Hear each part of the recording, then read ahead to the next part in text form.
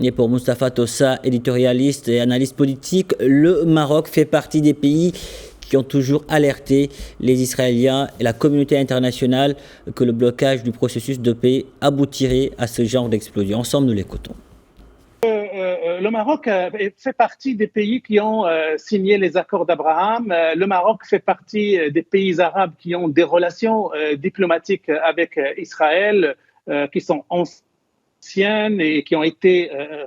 réanimées récemment. Mais le Maroc a toujours dit que ce n'est pas parce que nous avons des relations diplomatiques complètes, totales, et nous avons même des accords politiques entre Rabat et Tel Aviv, que forcément l'expression du Maroc sur la question palestinienne serait contrainte. Non, le Maroc a toujours gardé sa liberté d'expression, sa liberté de proposition et sa liberté de critique. Et d'ailleurs, même en étant signataire des accords d'Abraham, le Maroc fait partie de ces pays qui ont toujours alerté les Israéliens et la communauté internationale que le blocage du processus de paix, que la transformation de Gaza en une espèce de prison à ciel ouvert, où il y a 2 200 000 personnes qui sont emprisonnées dans cette petite portion du territoire, où l'impossibilité d'avoir une perspective de paix entre Israéliens et Palestiniens finirait fatalement, de manière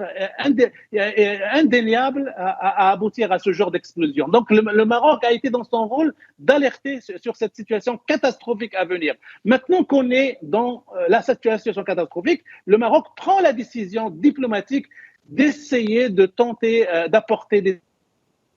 pistes diplomatiques, des pistes de solutions pour que justement on ne puisse plus reproduire de pareilles confrontations. Donc il est dans son rôle, tout en étant l'ami d'Israël, de lui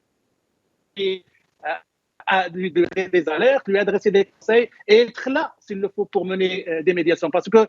dans beaucoup d'analyses politiques à travers le monde, beaucoup de personnes estiment que le Maroc est le pays vraiment qualifié pour mener une médiation crédible entre Israéliens et Palestiniens pour justement faire baisser sa tension et mettre la solution des deux États en route pour justement que demain, il n'y ait pas ce genre de déflagration et ce genre de massacre et d'horreur auquel on a assisté de part et d'autre à Hamas, à Gaza et en Israël.